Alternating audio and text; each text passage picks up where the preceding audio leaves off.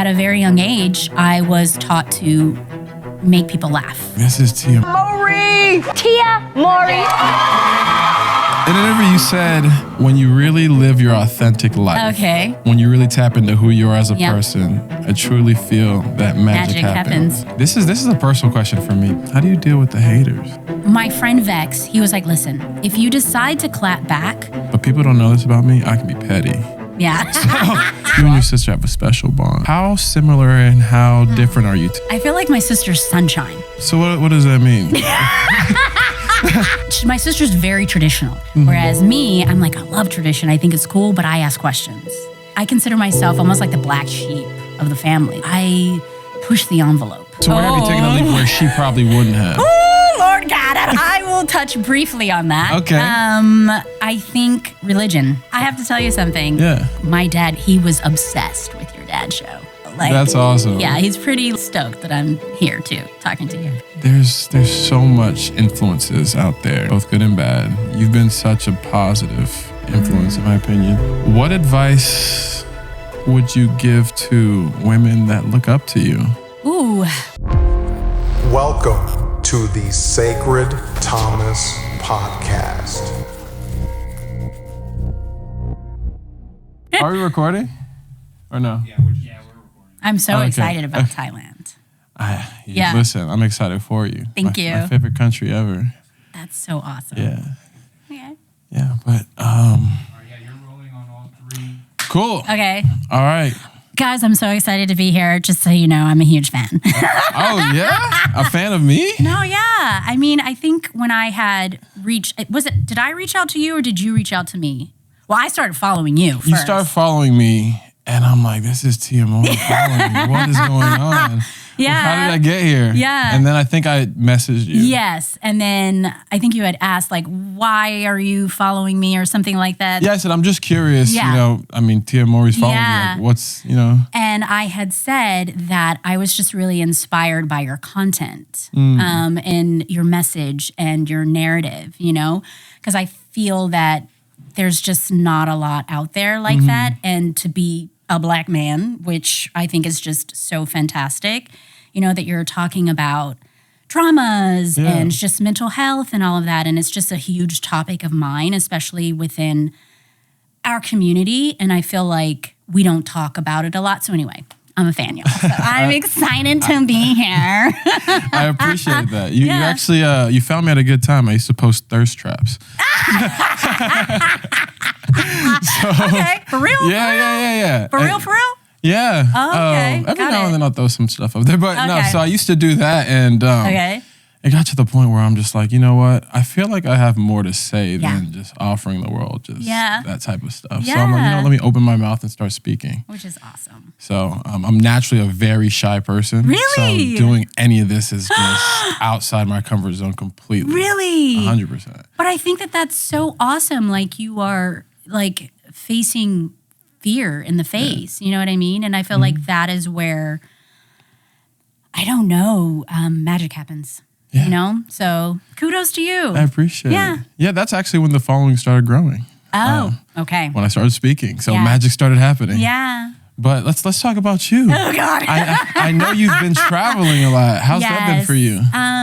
It has been fantastic. I recently got back from Spain. I went to 2 islands. I feel like I'm pronouncing this wrong, but it's Minorca and Mallorca? I think so. Yeah. I'm not sure. Y'all don't butcher me. But I went to two islands in Spain and it was just wonderful. On Minorca, I did kind of like this writer's retreat. Okay. That was just trying to get you to open up from a creative standpoint. But how you do that is you learn more about yourself and you dive into your traumas, right? So that was fantastic. And then I went to Mallorca with a friend and we just ate and ate and ate. We jumped off boats. It was just fantastic. And then I had a layover in London and I was like, you know what? I have friends out here. Yeah. Let me just stay in London for a few days. And I did, and it was so fantastic. And I say that it was fantastic not because everything was perfect. I lost my luggage when I landed in Spain. The first day They couldn't find it. I still don't have my luggage, y'all.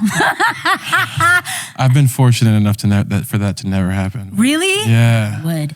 It's happened to a lot of my friends though. Yeah, 2 weeks worth of stuff just like gone. And I feel like that was the first lesson for me on that trip, to let go. And I'm so used to things kind of like being scheduled, stand here, do this. And this was like the first time I was extremely vulnerable, away from my kids, my family, and I did not have my luggage. So I cried, but I worked through that. And, there were tears. I was anxious. There was lots of joy. It was wonderful. So thank you for asking. And then I'm going to Thailand in December. So I was like, you excited for that? Yeah. Where are you going in Thailand? So I'm going to Bangkok and Phuket. Phuket. Is it, and I'm saying that right? Yes. I'm like the Phuket. worst. Phuket, yeah. I'm like the worst. But we have like a really fun itinerary scheduled. We're doing like, riding the, well, I don't know if I'm going to get on an elephant. I may just You shouldn't. You shouldn't get on them. So whenever you ride them, usually they're mistreated. So you want to go to the sanctuaries where you're not able to ride them. Okay. Yeah. Pro tip. I think we are going to a sanctuary. Yes. I'm looking this way, y'all, because my wonderful, amazing friend and assistant is there, and she like knows more about my life than I do. But yeah, and I'm taking my kids with me.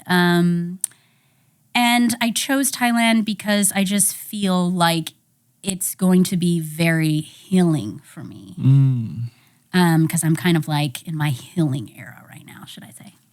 Yeah. What is it about travel? Yeah. Or even traveling to Thailand that heals you? What have you learned from it? I think what I've learned about traveling is just getting out of my comfort zone. I feel like, I don't know, like I've been very sheltered, for a reason, because, just growing up in general? Like, being a childhood actor. Okay. My parents, they were in the Army, so they were very like strict, in a good way. They wanted to protect me from what a lot of childhood actors, I guess, go through. Yeah. I felt like that was amazing, as a child, but as I got older, I kind of say it's like when a lion has been kept in a zoo and when a lion's like released into the wild, they're like, what is this thing called life? So I feel like when I travel, I'm just away from, feeling comfortable. And I'm reading this book right now called When Things Fall Apart. And one thing that really resonated with me was in the book when she said, discomfort is your best teacher. So traveling makes me feel, was that okay? What the hell? Oh, unplug that fridge, please. Is it a fridge? Yeah, I think that's what Okay. that is. This is my first time in this space too. Oh, okay. It looks great. He You guys warned did me. a good He job. warned me about that. He was like, he "Hey, did? that fridge might turn on." Oh, okay. No, but I think when I travel, I'm out of my comfort zone and I feel uncomfortable. And so traveling teaches me a lot about myself. And then also just teaches me about other cultures. I feel like the world can be, or people can be very narrow-minded because they don't get out and see the way other people live. And I feel like it's just important just to build character. So. Yeah, I'd like to say that. What about you? Why do you like to travel? I mean, pretty much for a lot of the same reasons. Okay. I've been to, I think, 22 countries now. I remember you told me. Yeah, I'm losing count. But at one point before the pandemic happened, I had this goal to get to 30 countries before I turned 30. Oh, wow. Okay. And the pandemic happened, then it didn't happen. Yeah. So I'm at 22. Okay. Yeah, we'll get there. And now I'm 32. So, Yeah. Okay. but yeah, so one of the things that I've noticed while traveling a lot is just you see people from all types of walks of life. living completely differently, but everyone wants the same thing. Yes. They want to be happy. They want to love. They want to be with family. They want, they want to laugh. They want to join it. Everyone wants the same thing. So I think if more people traveled, we'd have a lot less people being so judgmental I agree. about something that they've never seen. Yeah. That's why it's important, I feel like, to bring my kids. I mean, they didn't go to Spain and London with me. I needed that time, for myself, which was hard. But last year, we all went to Italy and France. And I want my children to, at a young age, to explore and to see, other people live differently than how, they're living. Just again, so they're not so narrow-minded. So I get what you're saying, and I think that's awesome. Absolutely. Yeah. So you I would think that the way you grew up, I mean, because you were on Sister, you traveled the world. So what kept you from doing that? Fear. So Really? I hate to fly. I know you've had to fly a lot in your life. I know, but I don't like it. Like I'm so afraid of flying. And so if I needed to do it because of work, then I was like, okay, You'll do it. I'll do it because it's something that I have to do to take care of myself and to take care of my family. But kind of like just to get out there, just for, I don't know, leisure, time. It was just hard for me. And then also, I know this is very weird, but I'm keeping it real. It was almost like I felt like, not that I didn't deserve it, but I don't know. Like, I'm just so used to working a lot. You know what I mean? It's like how I validate myself, unfortunately. You know what I mean? Like with work. Yeah. And so I felt guilty, like kind of stepping away and just doing something for myself. Wow. Okay. It's like that I'm an advocate now that self-care isn't selfish, but now I think that way. But I think, 5-10 years ago, I felt selfish, to Really? break away and do something for myself, because when I'm working for other people, not just, to take care of my kids and family, all that. family and stuff like that. So I kind of felt guilty, but now I'm not there. I'm like, no, I deserve this. Absolutely. Yeah, so. Absolutely. Yeah. You've done a lot of great things, so you do deserve it. Thank you. I've paid my dues. Yeah. Actually, going back to you being afraid of flying, I have a story for you. Oh God. It may terrify you even more at the beginning. Oh. But there's a happy ending. Okay. I was actually on a flight, and he was supposed to be on there. My friend Thomas. We were filming in Tulum. Okay. For this guy, his name is Fletcher. Okay. He's a quadriplegic. So he travels the world in a wheelchair. Oh wow. And inspires people. Hey, just because if you're paralyzed, you can still travel. Yeah. So we were filming just like an episode for a documentary on him. Okay. Oh nice. On the way back, we were supposed to fly out together, and I think he ended up leaving early. Okay. And I caught the flight I was supposed to catch. Okay. Go up in the air. Within 20 minutes, I'm like, I like to look outside the window. Okay. As we're flying. Okay. I'm looking outside, and then all of a sudden I see a wheel fall off. Plane engine exploded. Boom! And people on the flight are like, "Whoa, what's going on? What's going on?" And I'm like, looking at it, I'm like, that wasn't supposed to happen. Yeah. Oh my God. So people were freaking out, and after a couple of seconds, they come on the intercom and they're like, "Hey, I don't even remember if they even acknowledged that they lost an engine." Yeah, I feel like they never do. they don't tell you anything. Yeah, but they said that there was like a malfunction, and we're going to be turning around. Okay. They're like, "Hey, we're trained for these scenarios, and we'll let you know if we need to execute emergency landing." Ooh, I'm like, Lord God. So I learned. Okay. What is the lesson in all of this, please? Let me know. Well, I learned that planes can fly with one engine. Oh. Yeah, so we just lost one. Oh, okay. I didn't know that. Yeah, they can actually land without. That, Yeah. No. Okay. Yeah, well, I learned the hard way. Wow. Okay. Yeah, I learned the hard way. But so Okay. yeah, they can fly with one engine. They could actually land with both engines not working. So there's a lot of safety precautions that are going to keep you safe. Things would have to royally mess up for you to not be Got it. safe. Okay, well, yeah, so that's why I don't like to lie. Yeah. But okay. All right. Yeah. So, I mean, thank you. Yeah, of course. Okay. Yeah, but to move on from there, I actually Okay. do have a question for you. And I listened to a couple of your interviews. Oh, Lord. Which ones? A lot of them. Okay.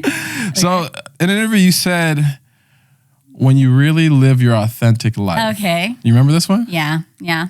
When you really tap into who you are as a Yeah. person, I truly feel that magic happens. happens. You start to attract people that you have true connections with. Yeah. So never be afraid to be you. Never be afraid to be yourself. Yeah. What does that mean to you? You know? Yeah.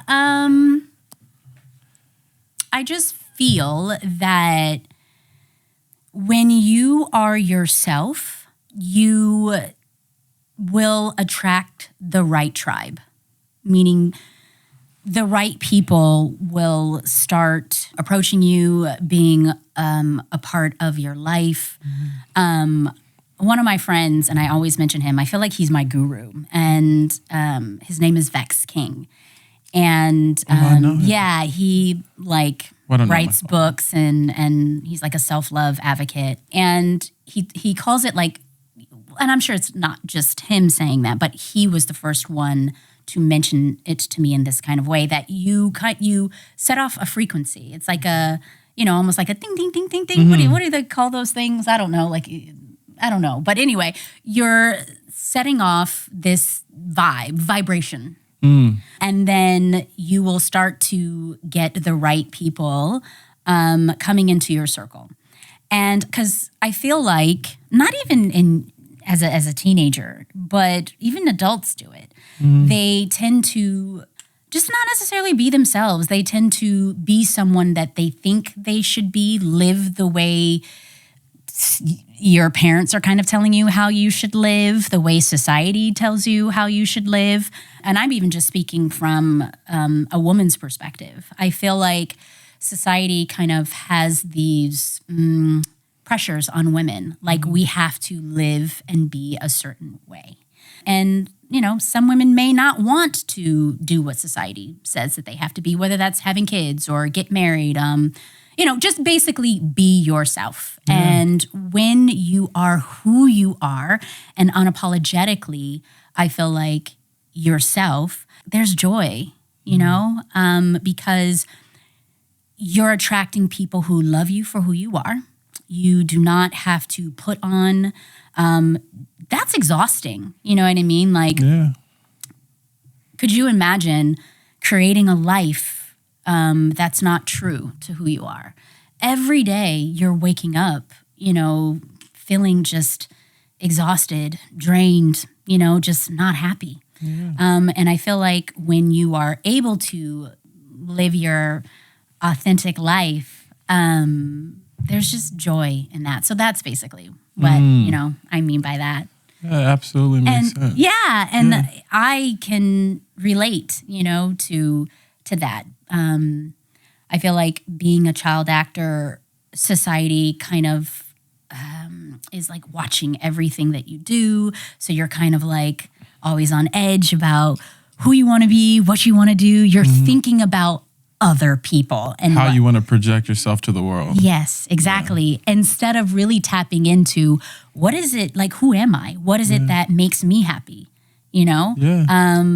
And I've been on that journey for the past couple of years, and the tribe that I have, formed has just been so amazing and wonderful. So yeah.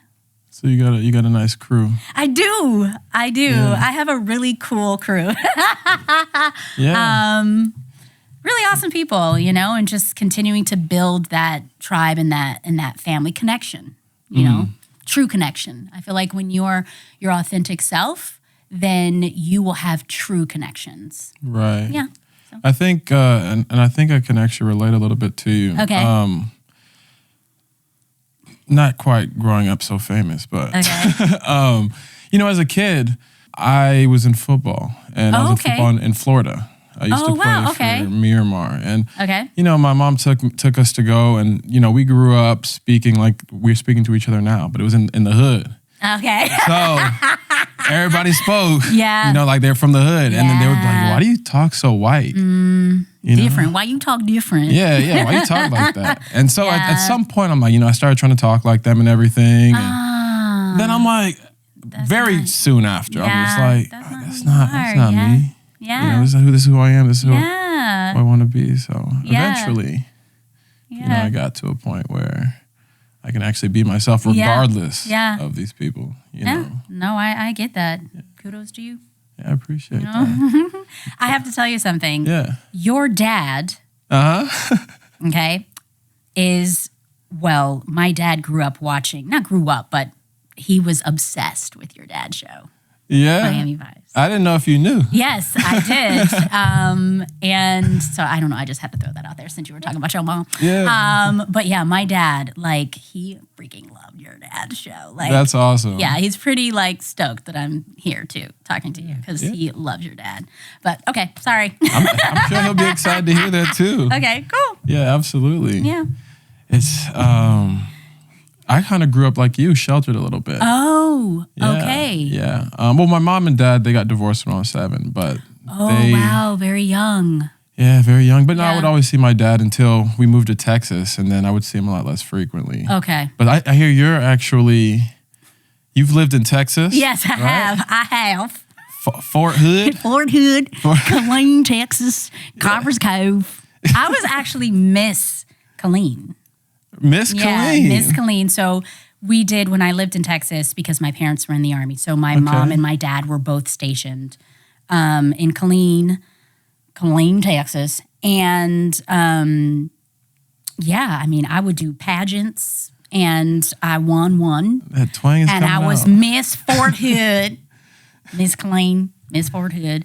But yeah, that was in Texas was where I actually got the acting bug. Really? Yeah, because I would do pageants, modeling, talent shows. So I was a part of a group. Oh Lord, it was called the Fancy Prancy Dancers. And so my sister and I, we would go to different cities and dance and perform in malls, actually do routines and stuff. So I feel like my training was in Texas to become an actor. I remember when we moved over to LA for the first time though, we had heavy accents. And so I would say fixin', soda instead of, Coke. It was Wait, from what soda. age to what age did you live in Texas for you to pick that up? Huh?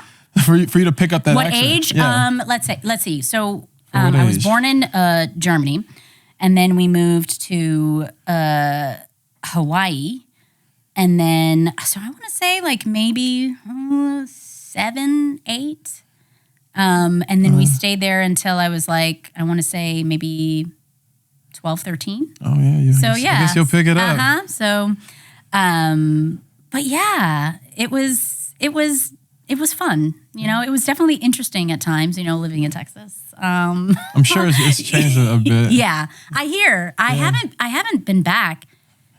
Oh my gosh, maybe in no, I did go back. I went to Austin. That's where I live. For some. Oh really? Yeah. Okay. I hear that's amazing. Yeah, Austin's awesome. It's growing fast. That's what I hear.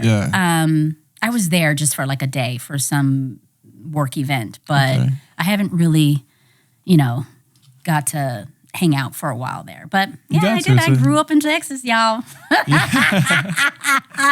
Yeah. I didn't start saying y'all until I moved to Texas. Okay, I moved from Miami. I still see that's the only thing that has stayed with me You still say y'all. is y'all. But I will say this too.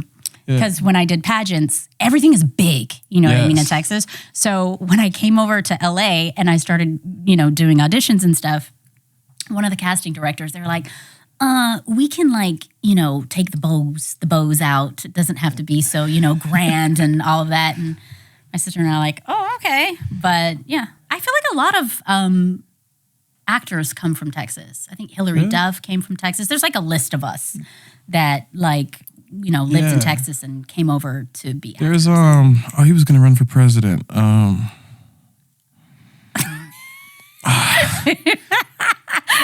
You know what I'm talking about. Matthew McConaughey. Yeah. He's from Austin. Yeah. I think he's always in Austin. Yeah, he's always there. He's Yeah, because my sister, she's friends with him. Yeah. And his wife, and so they go down a lot. Yeah. And say, hi to him and do some events with him and stuff like that. So, yeah. So, at what point did you know that you wanted to be an actress? Oh, that's a good question. And did you and your sister see it at the same time? No. Okay. Yeah, so there was this. Hold on, I'm going to drink some water really quick. Yeah, I'll do some too. That's the thing about these podcasts. I feel like you just talk a lot. Yeah, your voice good. So my sister, Jennifer Love Hewitt, that's who it was.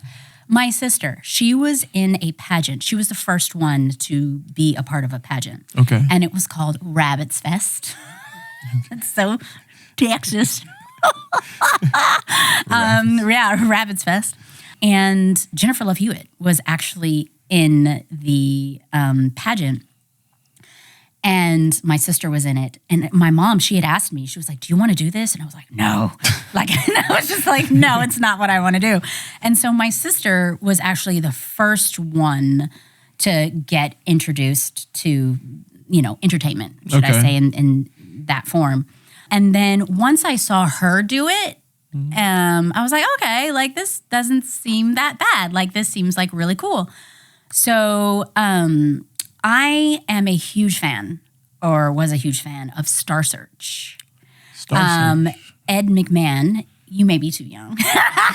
What's Star Search? Star Search, Ed McMahon, he hosted a talent show. Okay. That was on television, and Leanne Rimes, I believe, did it. Beyonce was on it. A lot of up and coming stars and singers, and so they had Tatiana Ali. Is it like American Idol? Kind of, but they had different categories. Okay. So they had a category where I believe there was acting, and just dance. It's like a talent show, And so I remember watching that and saying, "Ooh, this seems kind of cool." Just from an entertainment, perspective. And then I was a huge fan of The Cosby Show. And that was where I first saw representation. Lisa Bonet. I was like, oh, this is a black family, you know what I mean? And this is a girl with curly hair. I could, relate to this. So I was obsessed with that show. And I remember telling my mom, Mom, I want to do that. And she was like, okay. And that's basically, how it started. My mom really, really supported us because, she was in the Army. She ended up quitting to allow us to, to support us to pursue our careers. And so we moved from Texas to LA. And then that's kind of how it started. In 3 years in LA, that's when we booked Sister Sister. In 3 years? In 3 years. And that's how we knew that it was this is called, this is what we're supposed to be doing. And we didn't have to audition for it. It was created around us. That's awesome. Right? So now as I'm, older, I'm like, wow, that's so rare, that can happen. Yeah, they created a show for you. Yes. And then just be in Hollywood for just 3 years and to be given this, Tamir and I, we sucked in the beginning. We just weren't, you know what I mean? We didn't have a lot of experience. When we looked at our show for the first few episodes, we were like, how did we? Were you doing classes as you were going? We were, yeah. And then, that's why I was saying Texas trained us because we were dancers. We would do print work. We would do little local commercials in Texas. So we, took that experience to LA, but we weren't incredible, in my opinion, I thought y'all were great. Thank you. I feel like we got better, but we felt just so blessed to be given the opportunity with, the experience that we had. Absolutely. So how much of that is scripted? How much is improv and stuff like on that? the show? On the show, yeah. Okay, so they would the storylines would be built and created around our personal lives. Okay. So every year before we would go into production, we would go into the writer's room and they would just ask us, what did you guys do this summer? What's going on in your lives? And then we would tell them, and then they will create storylines based off of our personal lives. So, yeah. Okay. Yeah. So, and then in regards to just riffing and just doing that as actors, I don't think that we didn't do a lot of that. I think just because, I don't know. I think we were really young, and I don't even think that we were capable back then. Capable of Of just improv and just, you know what I mean? But that takes skill, you know? I feel but you have a good memory then. Yes. I do feel like I do a lot of that now as an actor, and then writers trust, me to kind of do that. But when we were young, I don't think the writers, I don't think they trusted my sister and I to just go. They're like, you're going to say this line. So, yeah. It's funny. I've had so many people tell me to get into acting. Really? My memory's terrible. Really? Absolutely terrible. Yeah. Really? You know what? I take that to Sierra, help tell you- though.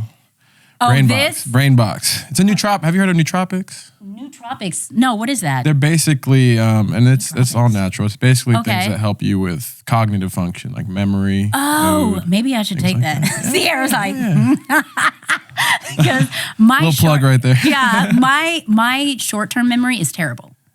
Yeah. Like I have the worst short-term memory.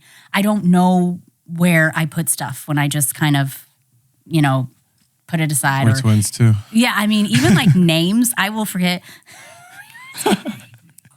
Chris. Okay, but my long-term memory is fire. Because studying scripts, I can do that. You know what I mean? When I put attention to it.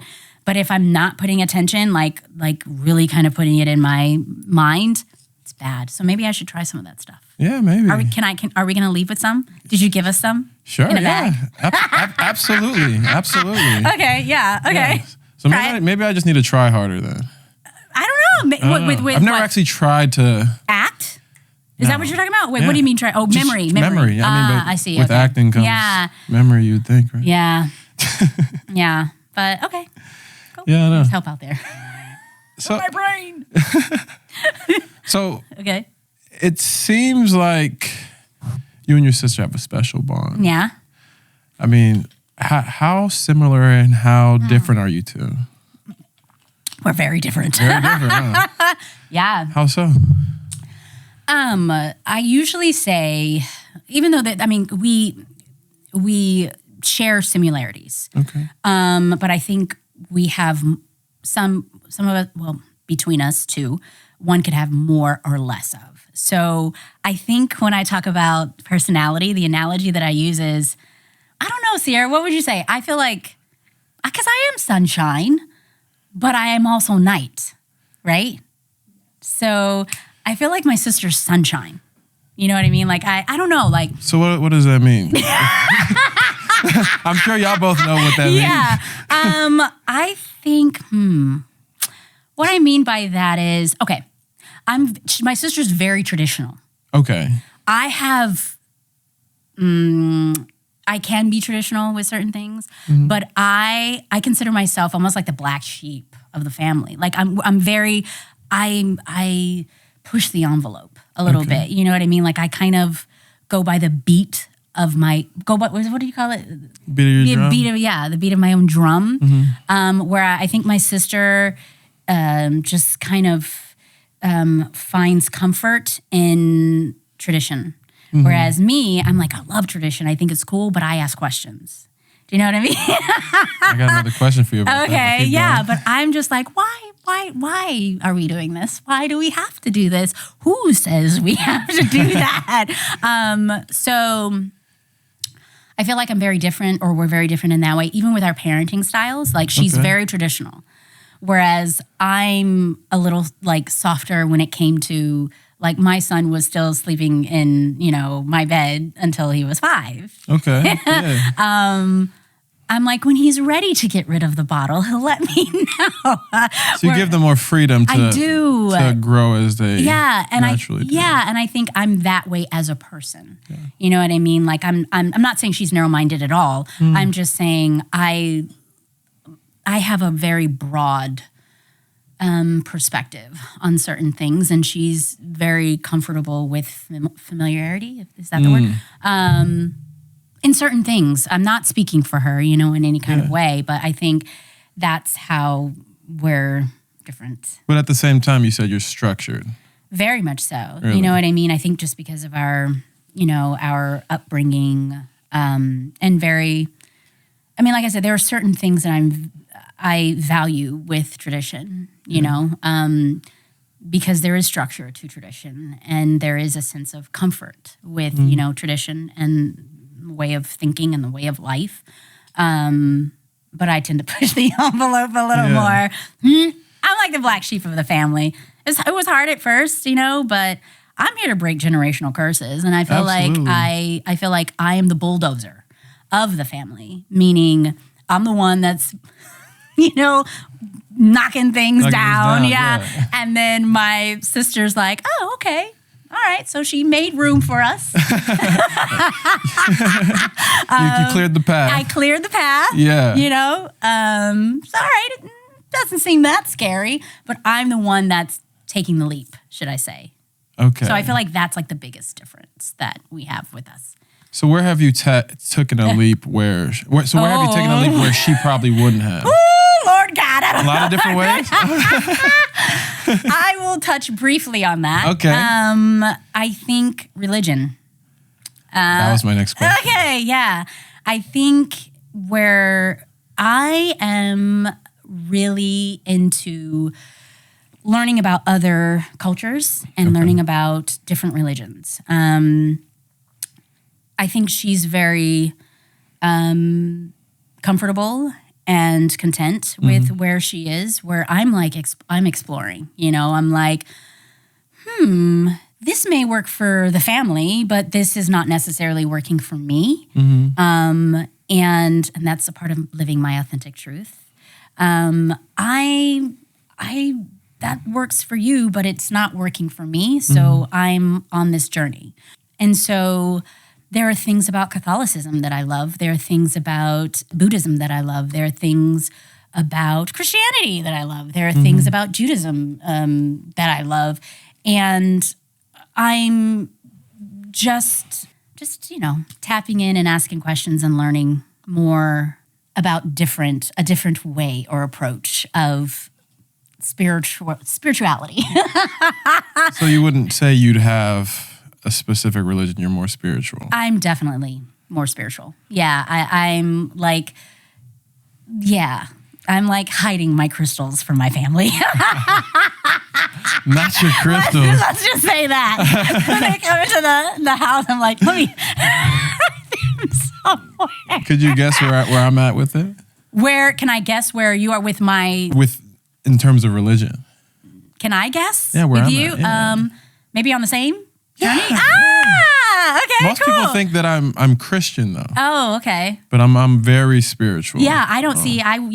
Really? Yeah, I Okay, can see that you're awesome. very spiritual. Yeah. Yeah.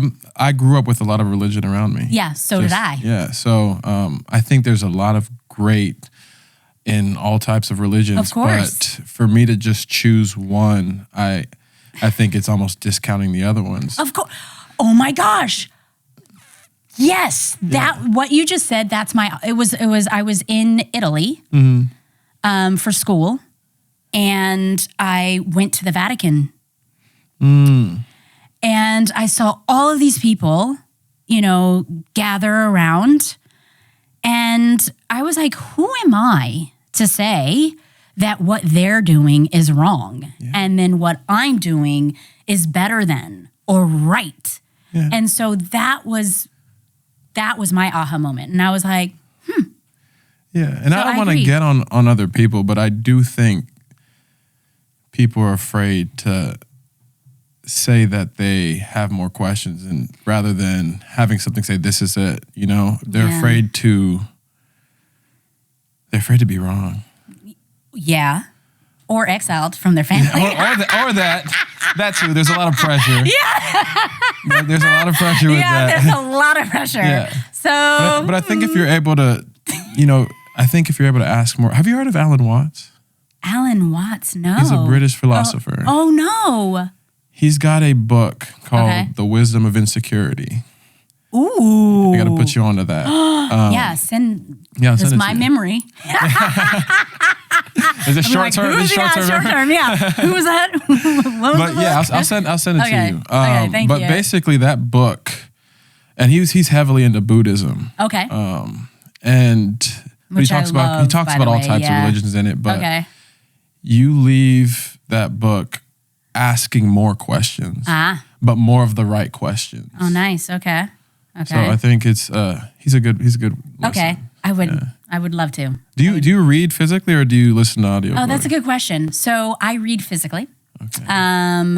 There are some books that I'll do, what is it, Audible? Yeah. But more on like the health kind of like books, like Okay. wellness and stuff like that. I will do Audible with that.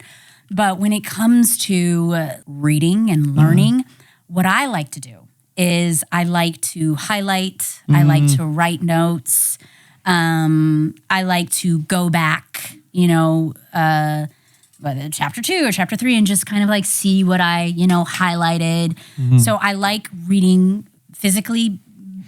That's one reason. And then another one is, I don't know, there's just something about just touching the book and the pages and then putting your blanket, around you. It's like an experience. It's like a moment. And I feel like with the life that I live, it's very chaotic and it's very busy. And so to be able to kind of read a book, it forces me to sit my ass down. Yeah, it slows things down. Huh? Yeah, and just kind of, like slow down and just really process. Whereas I feel like with Audible, you're driving, you know what I mean? You're That's doing me, 1,000%. yeah, so when you're doing other things while whereas like when I'm reading, I just really want to like process. Not to say that you can't process any other kind of way. That's just how I I process understand. things, So I wish I could sit down and do that. Really? Not these days, no. Yeah. But what I do is I do it while I'm lifting weights. oh, I do it okay, while I'm that's lifting cool. Yeah. Because it could be like, is it like motivation or like, or I don't know. Motivation, meditation. Okay. I'm able to really, really listen actually. Okay. It sounds kind of counterintuitive, but Okay. for me, I'm just able to really focus on what. No, what I is get being it. told, Yeah. There was this trainer that I was working with, and she told me that she listens to classical music I when used to do that too. Okay. I used to do that too. Yeah, when she works out because Yeah. she said it helps her tap in more as opposed to like, when you're listening to Rick Ross and like, the hip hop. That's what I listen to ratchet music when I work out. Do I not? Like people are sometimes surprised at the music that I like listen to but I feel like it's what most people do. so I get it and I Yeah. totally understand. Do you meditate? I do. Yeah, I do. okay. Not as much as I should, but I do. Yeah. It saved my life. Really? How so? Meditation. I think for me, because I, like I was saying, I have this chaotic life. Yeah. I call it like good chaos. I'm not like complaining or anything. Yeah. But sometimes when you're constantly spinning, you're not really tapping in to yourself and your own thoughts, right? I feel like when we move through life, we're being influenced in so many ways. And it happens, I think even subconsciously, you know what I mean? Like you're picking up things. But with meditation, I feel like I am able to really tap into my thoughts and what's really going on in my mind. And then it also just kind of calms me down. It puts me in that, I believe it's like an alpha brain wave, state of mind. And I feel like there's magic there. Yeah. When you go to that place. And I've basically been meditating to Joe Dispenza, who is fantastic. And he's basically, his kind of like practice is trying to intentionally move in the conscious state of mind and not letting your subconscious take over. Because a lot is going on subconsciously. Like I said, even things that maybe you're not picking up. So within your meditative state or practice, you are intentionally, so there's intent to it, choosing words, visualizing how you want to be and how you don't want to be. So when you're in this meditative state, he'll tell you to start talking about what you don't want to be, right? And then he'll have you move into the conscious and start talking about what you want to be. And then before you know it, you're like doing what you want. Do you know what I mean? You're not letting your past experiences take over and make decisions for you. Like you're actually being very intentional with how you move. And so it's been very helpful. That's amazing. So Joe Dispenza, he has guided meditation. Yes, it's guided meditation. Okay, so I think I know who he is. Yeah, he's dope. He's the guy who basically, I mean, he talks about how much your thoughts actually affect your reality, whether you know it or not, right? Exactly. Okay, so I've heard of him. And he believes that you have the power, because he believes that your thoughts are just thoughts, which really it is. It doesn't necessarily define who you are. So he's encouraging you to believe that you have the power to control your thoughts. You have the power to control your destiny. You have the power to control the life that you want to have. And it starts with your thoughts. So you could be trapped in a negative feedback loop and really not know how to get out. Exactly. But that's why I think it's important to, one, listen to conversations like this, but two, just listen to all the conversations like just Joe Dispenza are having out there so you can understand like, hey, this is what's happening to me right now. Exactly. Because you don't know. No, and you become aware, you know? Yeah, I feel like with Buddhism, they talk a lot about that as well. Like, I think what's really helped me is learning how to not load certain words. An example in this book, When Things Fall Apart, when somebody says, you look old, right? That could either be a positive or a negative, you know what I mean? Because it's about your experience, you know what I mean? And how it's, what are the influences that are, you know, coming in? Whereas with Buddhism, they just basically teach you how to be just present, you know what I mean? And not load too much. So you're not being defined by that word. Does that make sense? Yeah. Absolutely. Yeah. Is that one of the main reasons? I'm not main reasons. Is that one of the reasons for going to Thailand? Yeah. Oh God, yeah. I don't know. Like I just really, like I said, I'm on this healing journey or era. And I feel like a lot of the books that I have been reading that have been really helpful stem from, I guess, just Buddha practices. And I think the one that has really resonated with me recently is the story about the Buddha sitting by a tree and then arrows are coming at him. And then he decides to turn the arrow around and turn it into a flower. And then handing the flower off to the enemy. And it's basically just teaching you how to show love and compassion when being faced with some sort of animosity. And so anyway, stories like that, I feel like has really resonated with me. I guess things just starting with like self-love. I really needed to work on that. Really tapping into loving myself and, showing compassion for myself. Because when you show compassion for yourself, you just make different decisions or you create boundaries and you don't allow certain people access.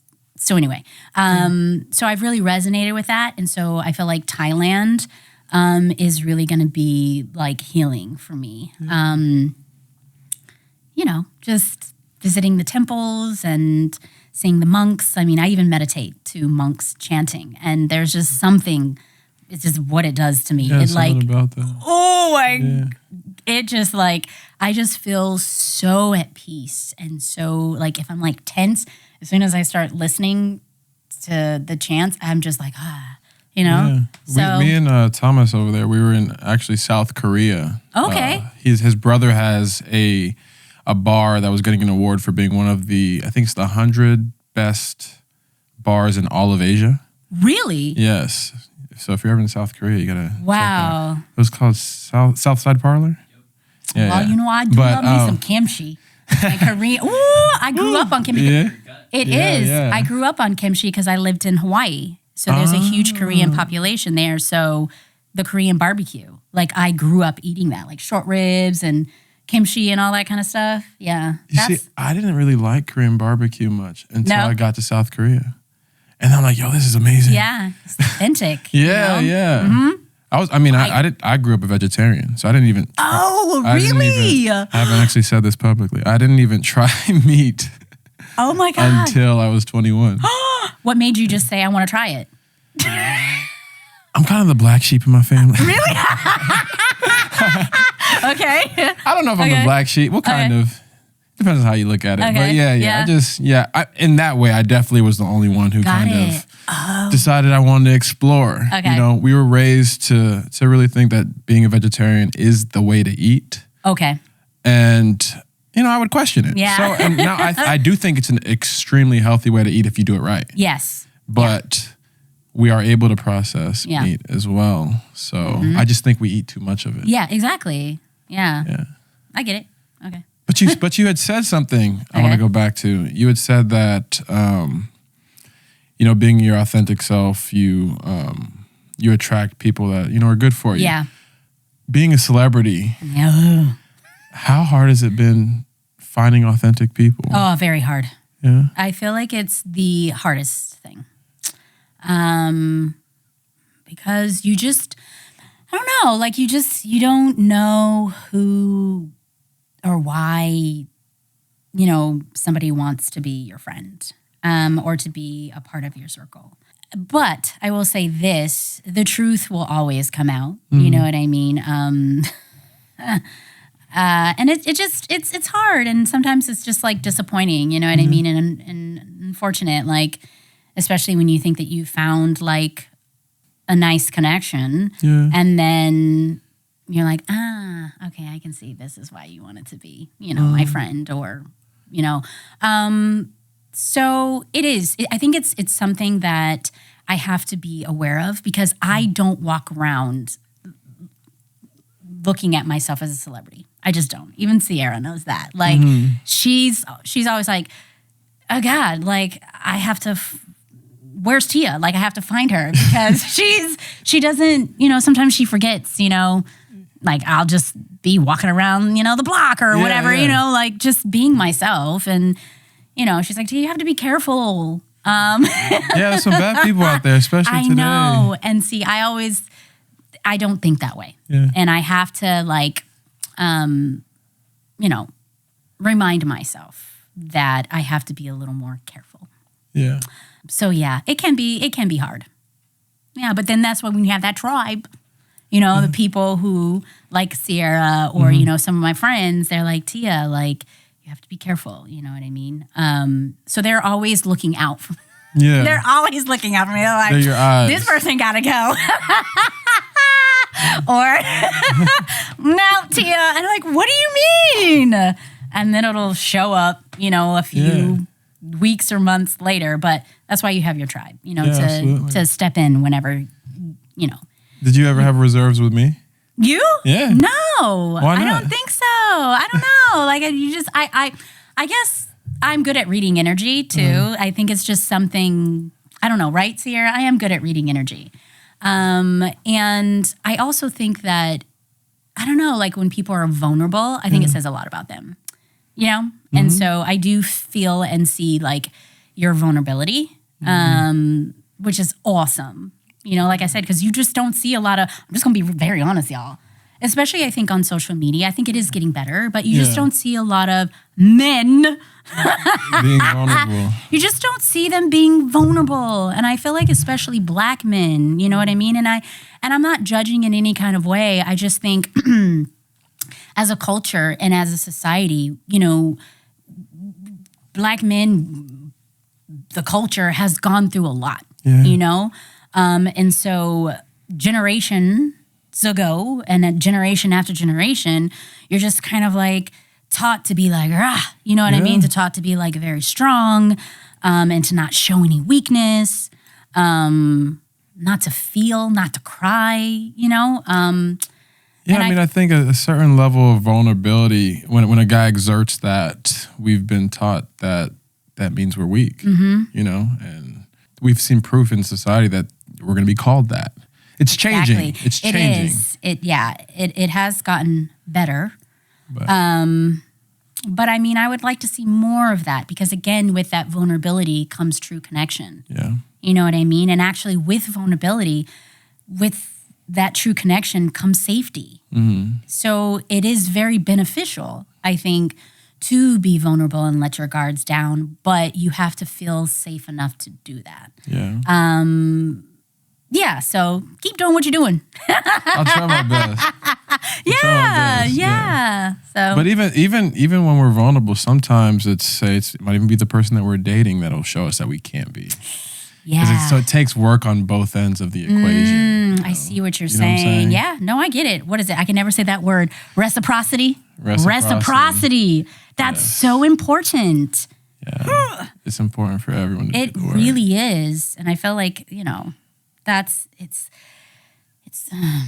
lacking, you know, but I think what is beautiful is this generation. I think that's a positive with social media because social media is, oh my God. But I think the positive is, you know, as opposed to 10 years ago, you know, you wouldn't have access to accounts like yours, you know what I mean? And to see that representation and to be inspired in that kind of way. The only inspiration that you would usually see is your circle, you know what I mean, is your family. So this is why there's generational curses because that's the only, the village or, you know, the community that you're in, that's the only inspiration you're getting, you know? And so now I think with social media, you're able to you're able to see representation. You know what I mean? And you can learn and grow from like accounts like yours. So yeah. And I always say that like the message that I put out there is not new. The message has been out there forever. But sometimes when I say it, it's gonna resonate with someone who, if Thomas said it, it's not going to resonate with, you know, just because of my upbringing, how I look, everything. It's kind of like the effect of like Little Mermaid. When we saw that representation or Obama becoming president, we're like, we can become president. Of course. We can actually reach the highest office in the land, regardless of his politics, whatever anyone thinks. Being able to see that, it means a lot. Yeah. I've dedicated my career to representation. Because I feel like what I said earlier about Lisa Bonet, I am where I am because of representation.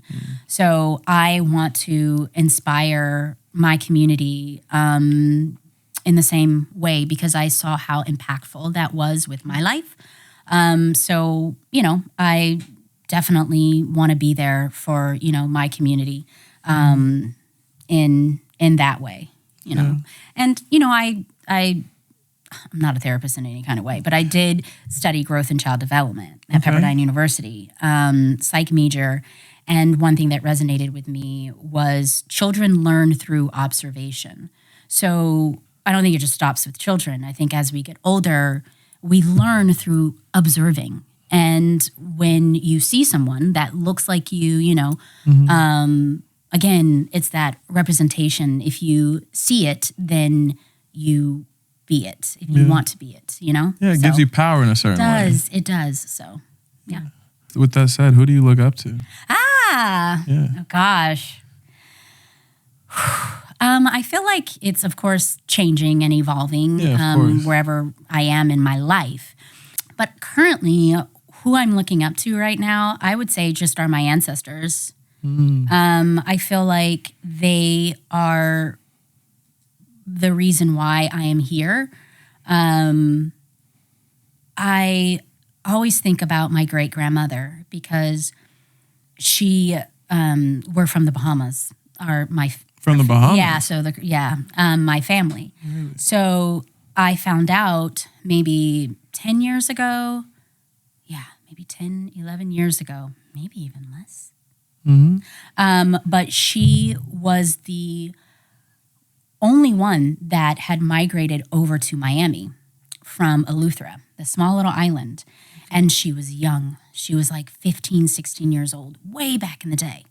This is over 100 years ago. This is my great-grandmother. And she went with my great-grandfather, who is much older than her. How much older? You know what? I'm not going to put him out like that. My mom and dad are in a similar situation. Okay. Well, not like that.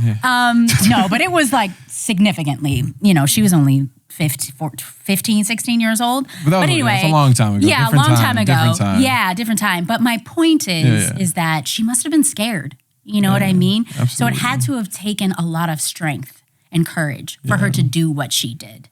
And so I feel like, you know, she inspires me. So whenever I get nervous or scared of the unknown, I think about her. You know, I'm like, wow, you know, if she did it, I could do it too.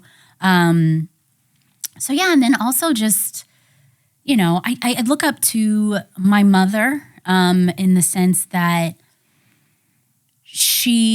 her childhood was rough. It was hard.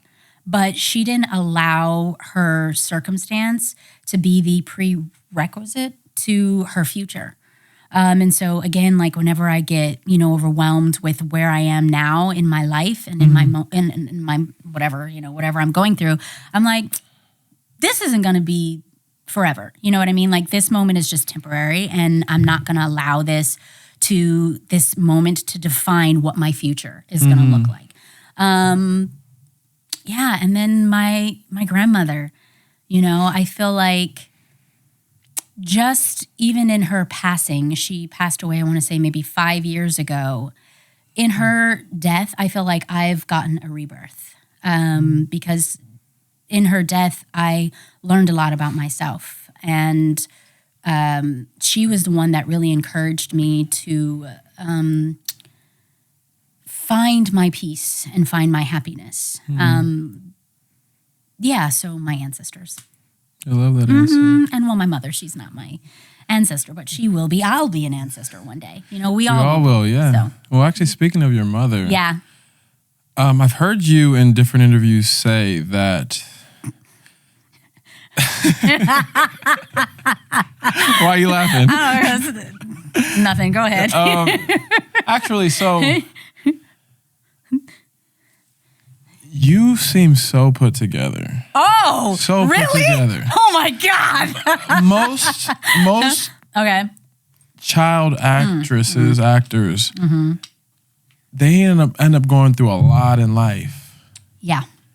How have you been able to maintain, frame, and be yourself? Yeah. You know, and not lose sight of who you are, because it seems like you really know. I'm learning. Okay. Well, there's a difference between where you're at and then being just hooked on something. Oh, you know I see. So you've been, how have you been able to do that? Yeah. Oh, sorry. What was the question again? As a child actor, why aren't you crazy? Okay. I resonate with that. I think because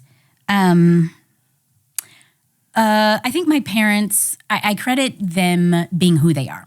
And them being in the Army, I feel like they they value character. They just value who you are as a person, not what other people kind of like see you as. So growing up, being a child actor, they could care less. Meaning they were like, this is awesome. This is great that you guys are this, but we don't care about that. We care about you doing your chores. We care about you respecting us, you know?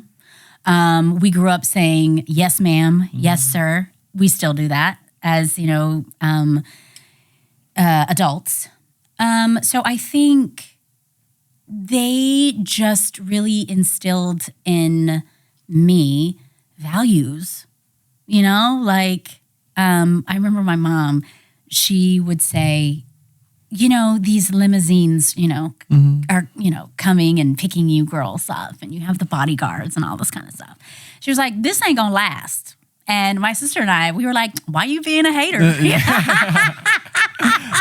Why you hating on us, you know, at the time? But we're so happy that she was like, she didn't allow us to let the business and our success and our fame define us, right? Because it's so easy to do that when you have so many people liking you and loving you, you know, from that perspective.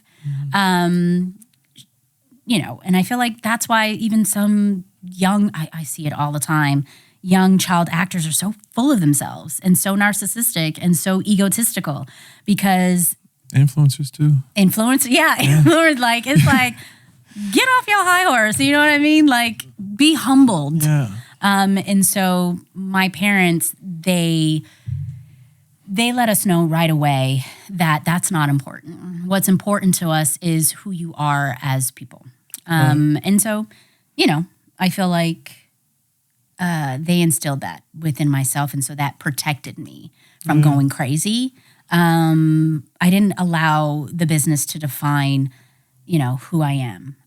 With that said, I will say, yes, I didn't go down that path, but kind of back to what I was saying earlier, I feel like being sheltered and catered to in that way had its pros, but also its cons. And I feel like the con that I am dealing with, not because of my parents, but maybe because of being a child star, is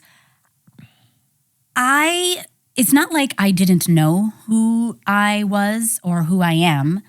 I felt like I was always thinking about other people. Almost like a people pleaser?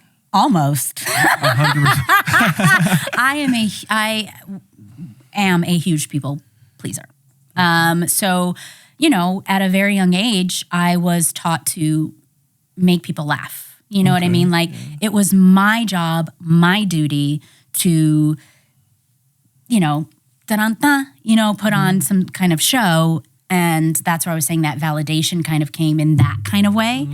And so I am now on the journey. One of my friends, Joel, who I absolutely love, he's a poet from New York, and he's fantastic and he's so sweet. And I remember he had asked me about a year ago, he was like, Tia, I challenge you.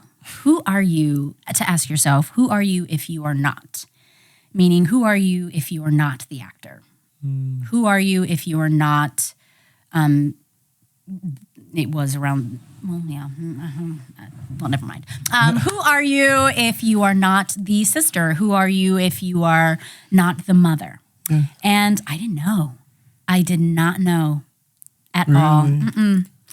I found my identity in others, meaning I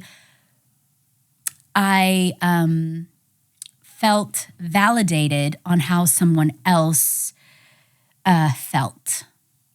So if I was making everybody else happy, then I succeeded. You know what I mean? But in a way, you're neglecting yourself. In a way. Yeah, like 100%. I lived that life for so long that my cup was empty, like completely empty.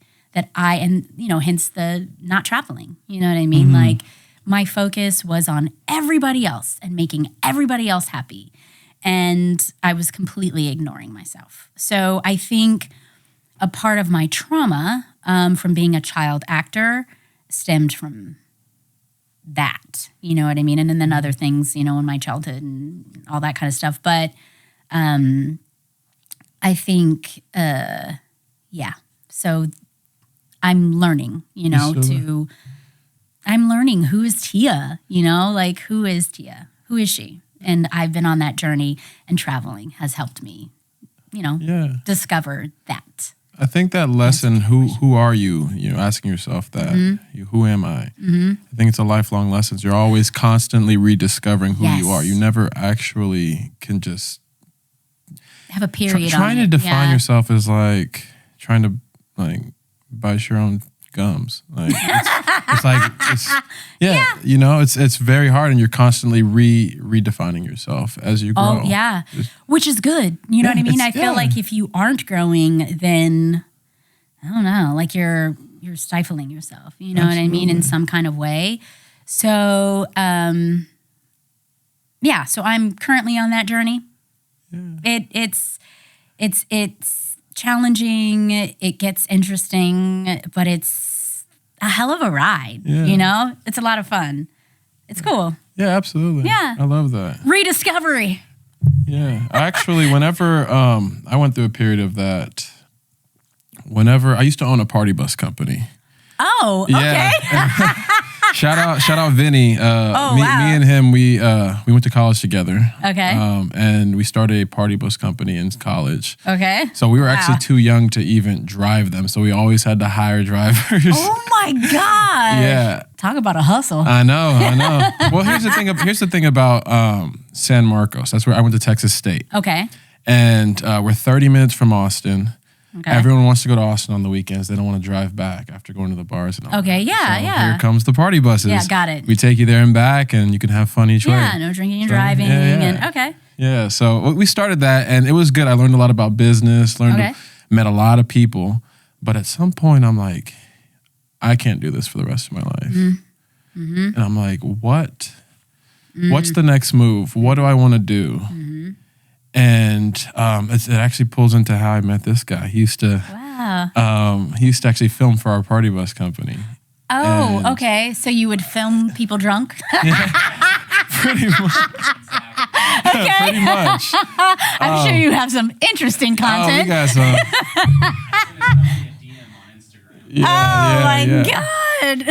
God.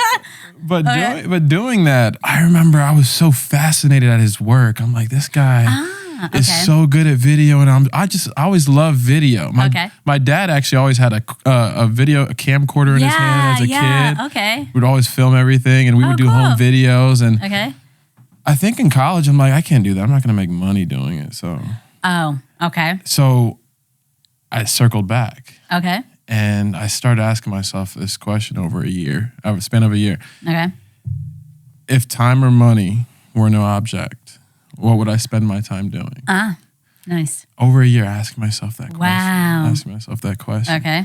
And then finally the answer was I would travel and film. Okay. So I had to learn how to film so I can travel. Okay. So, I picked up a camera, learned how to use it on YouTube, and somehow I became like some type of influencer from that. Okay, cool. I really like your videos. Yeah, like even the one like from Thailand, it's just so cool. And you edit and you do all of that? Yeah. That's so cool. Okay, cool. I need an editor though now. Yeah. Oh yeah, okay. He don't want to do it for me. No. Or he charges too much. It's a lot. Editing is a lot of work. Yeah. Very tedious. You have to have a lot of focus. But I love to edit too. Okay. So there's a part of me that's like, this is mine, and I wanna put my art on it. You know? Of course. So sometimes it's hard to let go. Yeah, I feel like editing can either make or break your project. You know, like you could have a great editor, and it elevates the content, or you could have a terrible editor, and you're just like, what? I know I did a better take. Right. Absolutely. Like, come on. Like, really? But okay. Yeah. Now I get it. But so going back into just living in your truth, everything that I've gotten in life has stemmed from that decision to do that, not for the money. Yes. But because I love doing it. Exactly. And then so I've met great people. I have a great circle of friends, Nice. and I've had so many different opportunities to go all over the world. Yeah. Film, like we filmed tigers and stuff together. Have you heard of Tiger King? Oh my gosh. Have you seen Tiger King? So we know some of the characters. Obsessed. We know some of the characters. Oh God. Oddly obsessed. When that show, I said, I feel terrible. Like I'm watching this guy's life and it's so entertaining. You know what I mean? Like it was just, that's crazy, that whole story. Yeah. I won't go Tiger into King. crazy detail, but we got Wow. a chance to live with Doc. Do you know which one that is? Which one? He's the guy who has a bunch of girlfriends. He has 3 girlfriends. Really? They all. They said he had 9 wives. Wait, but he this is the didn't. guy on Tiger King? Is this the one that I think I know? Wait. Is this the one that has the younger girlfriend? Wait, huh? Yeah, he has 1 younger girlfriend, but he has got 2 that are, I guess, around his age. Something like that. Okay. Anyway, he's the guy with the white hair. He has the elephant? Has the elephant. Okay. Anyways, we got a chance. the people in this room, we got a chance to live with him for a month, and it was Very interesting. very interesting. Where do they live? Myrtle Beach, South Carolina. Yes. Yeah. I remember there was Such that an experience.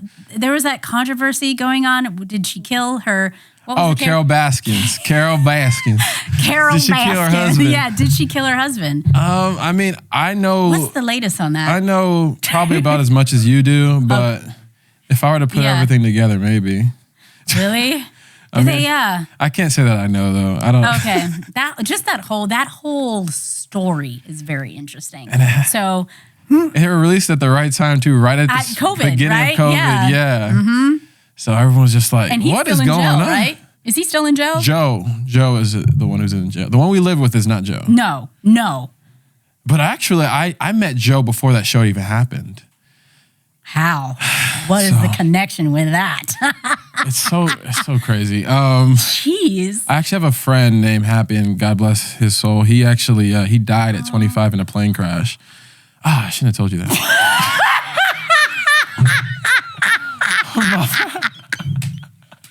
No, but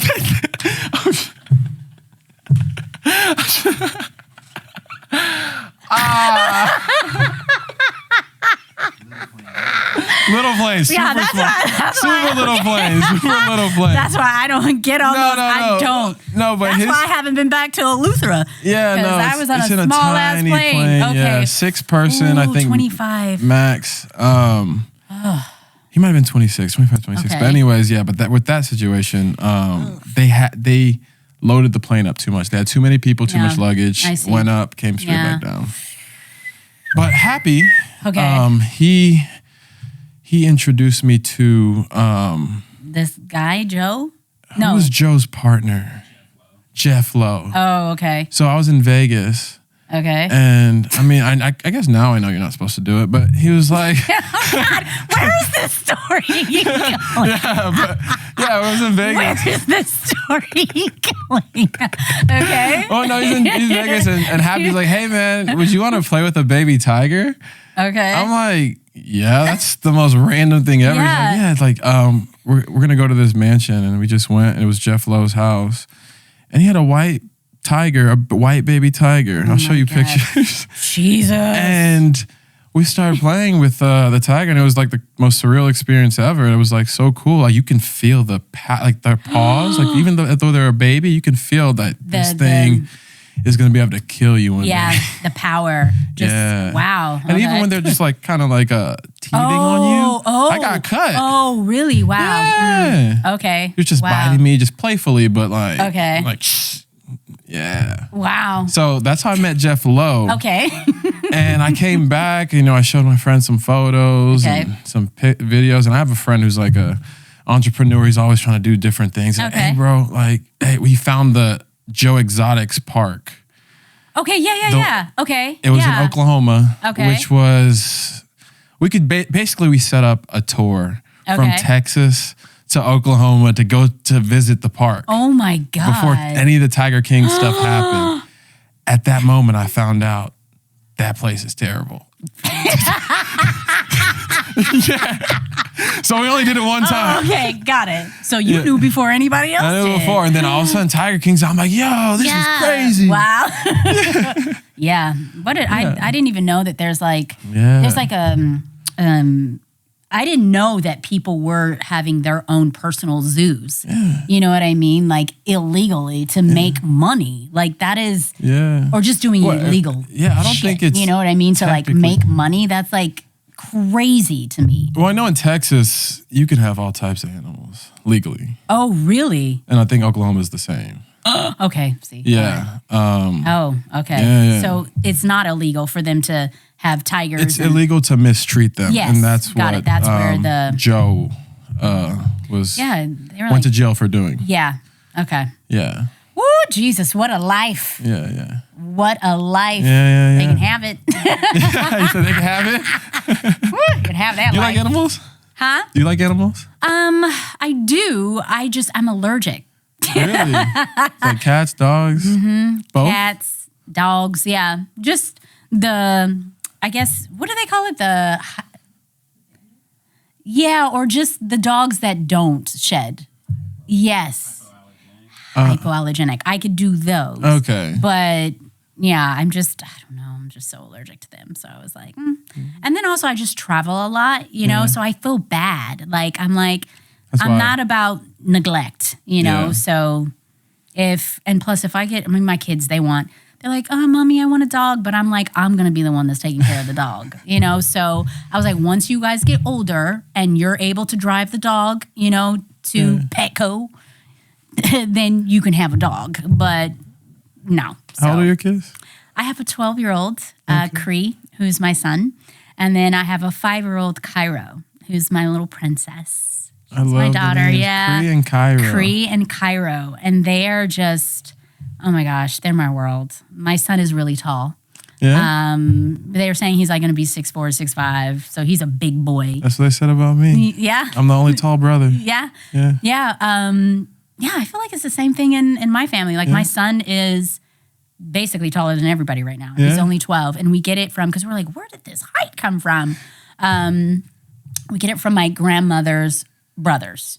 Okay. So they all were 6'4", 6'5". And so it skipped a generation. Yeah. So my son has the height, but he's like into basketball and sports, like I feel like every young boy is. And then my daughter, she's so smart. I think she's going to be the president of the United States. Really? I truly believe so. I hear she's sassy. Very, very, I've seen some very, posts. oh my gosh, that girl is a mess. But she's also just like, she's a bull, she's a Taurus. And so Okay. she's very independent, which I love at a young, age, and she knows what she wants. I remember we were shooting my YouTube channel and I wanted her to say that my YouTube channel was her favorite show. So I was like, when I ask you, what's your favorite show? You say Tia Mowry's Quick Fix. And so I said, okay, Cairo, ready? I said, what's your favorite show? She was like, SpongeBob. Coco Melon? Yeah, Coco. She didn't care. She was like, no, I'm going to say what I want to say. But she's I love that, so though. sweet. She's always saying, Mommy, I love you. Or, Mommy, you're so sweet. Mommy, you're so cute. Like, she's just, I love her. And my son, of course. Yeah. They are my heart, my pride and joys. I love that. Yeah. Do you think they'll, grow up and be in the industry? Or? That's a good question. I don't know. I really, really think Cairo is, I don't know. She's like heavy. She's only 5, but I feel like she's heavy on the academics. You know what I mean? But anything can change because kids are growing and evolving, and what do you know? Yeah. At 5. But my son, I think his goal right now, of course, is, he's like into athletics.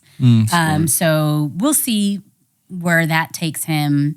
If there's anybody that I feel like would become an actor, is my son. And he's fantastic at it. Yeah. He had an agent at one point, but he just doesn't want to do it right now. He doesn't want to, if they were to just say you can go on set, he'll do it. But he doesn't want to work for it. He doesn't want to audition. He doesn't want to study his lines. He doesn't want to do any of that. But we're like, damn, because he's so good. He's such a natural. I mean, both of his parents, are actors. But we'll see. Maybe he'll take a different. Maybe he'll become like an influencer and then go Maybe. that way, you know? Maybe. So, and he is very much into gaming right now too. So like a streamer or something. Yeah. So I'm just like, whatever makes you happy. Yeah. You know what I mean? That's what I want you to do at the end of the day. Whatever makes you happy, because I know that that's how you'll succeed. So, yeah. But And I think combined with actually showing work ethic, but also giving them the freedom to choose, well, you know, they'll choose the right choice. Very much so. You know. I mean, my mom gave me the freedom to choose what I wanted to do. Same. So I want to gift my children that too, you know? So whatever makes them happy, I'm all for. Yeah. Awesome. We're actually getting close. I can't believe we've been talking this long. I know. That's crazy. It's been fun. Yeah, but I have a couple more questions. Oh, Lord. Here we go. So, and this is a personal question for me because it's starting to happen with me. Okay. Oh, God. How do you deal with the haters? Yeah, like, cause I put out a lot of positive content, so I get a lot of love. Yeah. But there's some when you have a lot of followers, there's some psychos in there. Very much so. How do you deal with that? This is I feel like something that I'm constantly learning. Okay. Right? How do I deal with haters? Again, I have to go back to my amazing friend Vex King. And he told me this. So at first, especially when it comes to my children, I have a hard time being quiet. You clap back. I clap back. Yeah. You know what I mean? Because I just feel that sometimes people have to be called out for their behavior.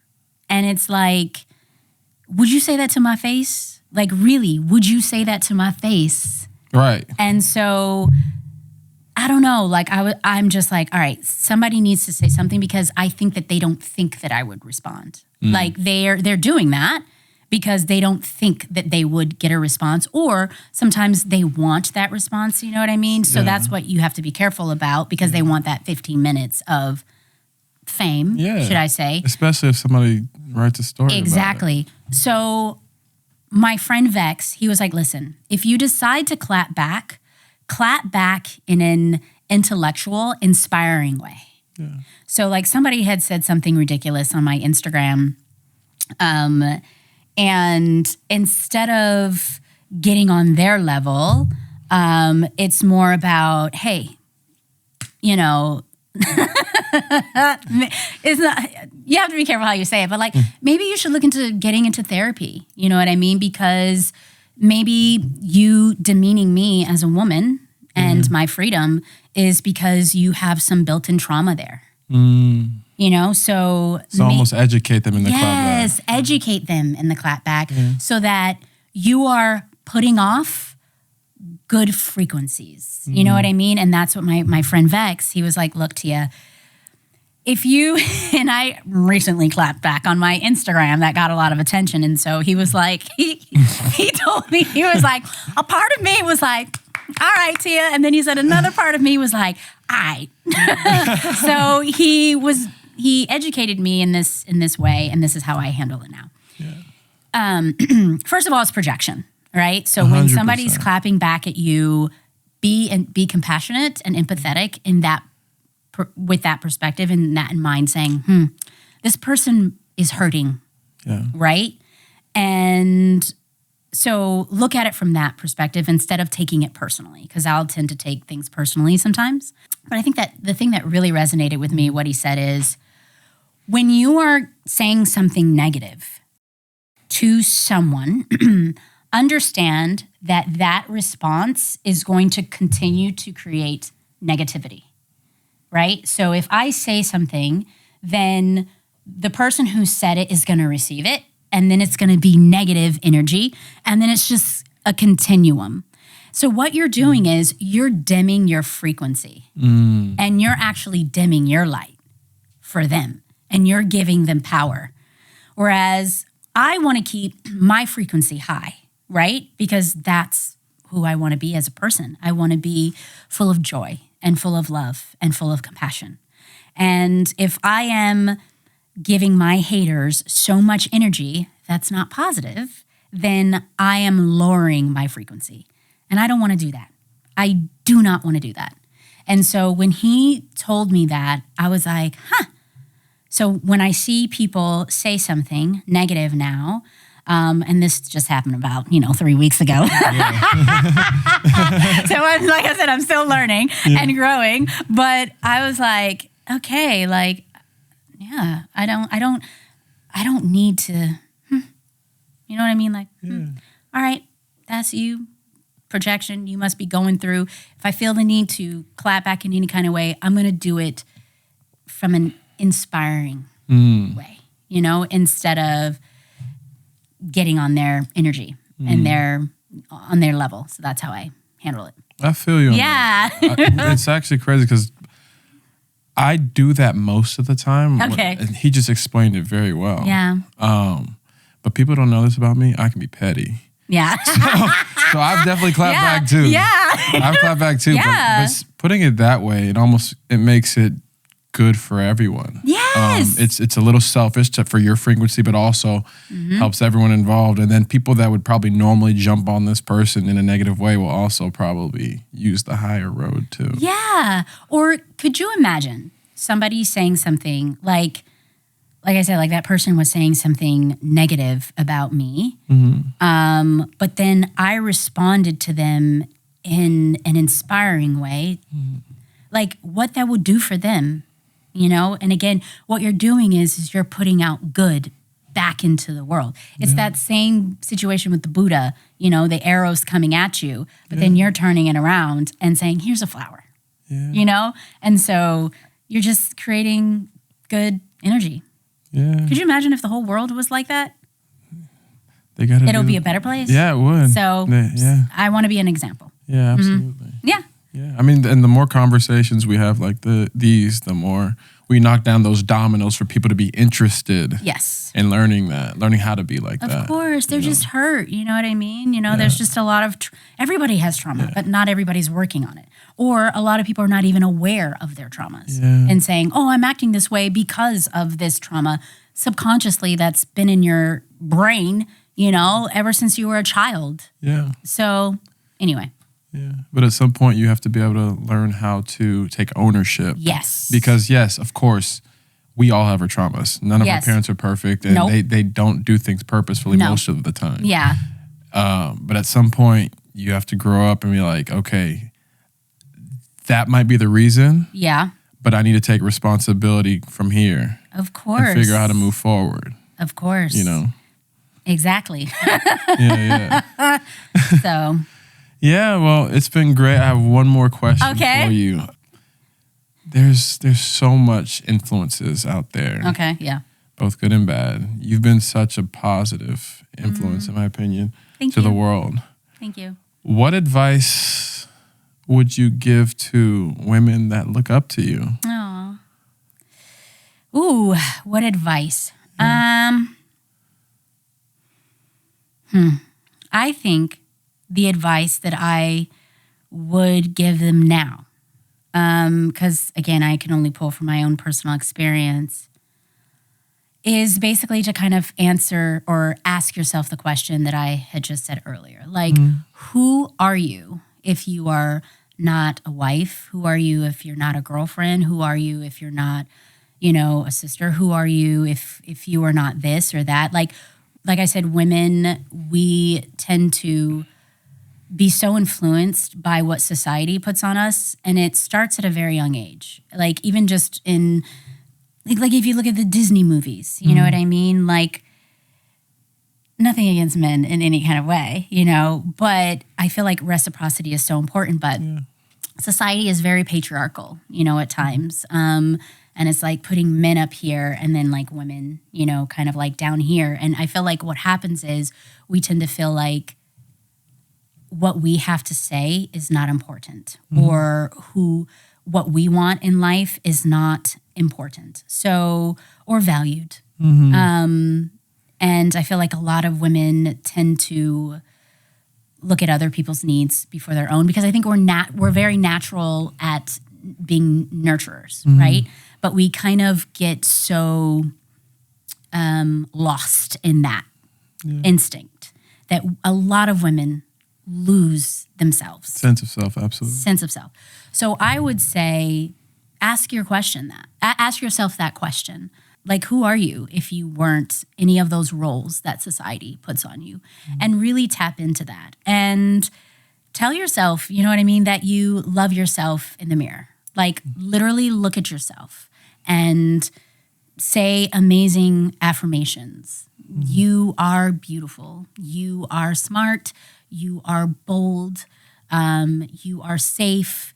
I love you. You know what I mean? Like, really have a sense of self and who you are as a person, and really like tap into that. Because I feel like when you tap into yourself, valuing your self-worth, you will just make decisions in life that feed your soul, you know what I mean? And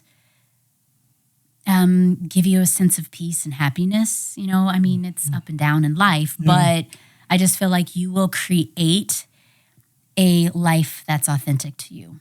And where there is that authenticity, then you create such a beautiful, safe environment for yourself, right? Because life is short. And at the end of the day, you really, and I know people may see this as selfish, but because they just don't understand it or they don't get it.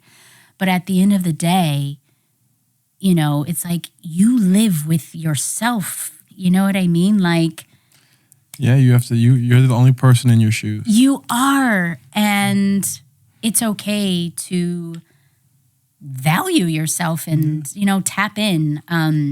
Because then you'll be able to be the best wife, entrepreneur, mom, friend, and all of that. I'm not saying that you shouldn't build community or have connection or value connection. It's just, I think you'll make better connections when you really tap into who you are and your self-love and live an authentic life. So that was long, but that would be my advice. I love that. Yeah. And you know how I can tell that you've grown? I'm acting like I've known you forever. I've gone back and listened to a lot of your interviews. Oh, okay. And that's you've been asked that question before, but your answer's changed. Oh my gosh, I love that. So, there's the proof in the pudding right there. This has been so good. I know. Thank you so much. I knew it would be. That's why I was like, let's do it. Yeah. And again, I want to continue. I want to bring awareness, you know what I mean, to great platforms like yours, you know? Absolutely. So we need it within our community and with the world. So thank you. Well, I appreciate you. Let's do it again sometime. Yes. Peace out. Yeah, peace. Yay. That was so good. Yeah. Bye-bye. Heck yeah. This is the Sacred Thomas Podcast.